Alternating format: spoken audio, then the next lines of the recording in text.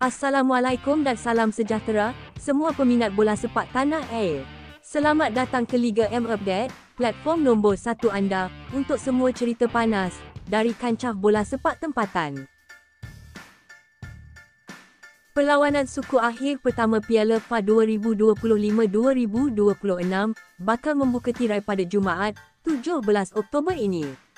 Dalam video kali ini, turut disertakan dengan kedudukan terkini, penjaring terbanyak, bantuan gol terbanyak, serta jadual perlawanan seterusnya.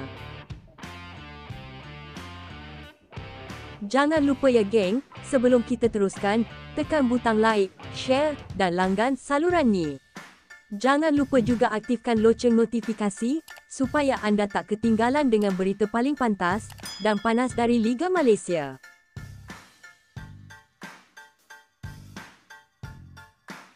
Berikut jadual perlawanan suku akhir pertama, Piala FA 2025-2026. Geng bola, inilah minggu yang kita tunggu. 4 perlawanan, 4 cerita, dan 1 misi, mara ke separuh akhir. Pada Jumaat, 17 Oktober 2025, Penang FC lawan JDT FC di Stadium Bandaraya, sepak mula jam 8.30 malam, live di Astro Arena Bola, Astro Go, dan Suka TV. Mampukah Harimau Kumbang jinakkan sang Harimau Selatan di gelanggang sendiri? Panas ni geng. Kelantan The Real Warriors FC lawan Sabah FC di Stadium Sultan Muhammad Keempat, sepak mula jam 9 malam, live di Astro Arena Bola 2, Astro Go, Suka TV, TV OK dan RTM Klik. Kota Baru pasti bergegar. Warriors pantang kalah, tapi Borneo Power datang dengan taring tajam. Kemudian pada Sabtu, 18 Oktober 2025, Negeri Sembilan FC lawan Selangor FC di Stadium Paroi, sepak mula jam 8.30 malam, live di Astro Arena Bola, Astro Go, dan Suka TV.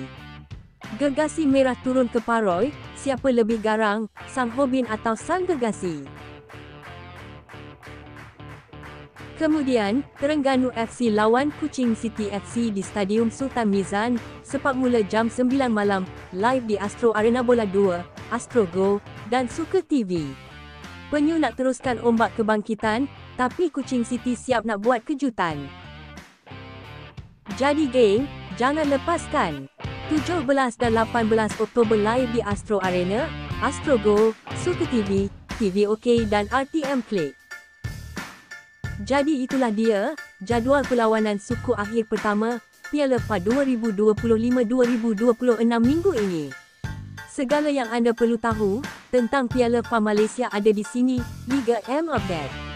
Teruskan sokongan anda, jangan lupa like, share dan langgan saluran ini, sebab di sinilah anda akan dapat berita terkini, dan paling pantas tentang bola sepak tempatan.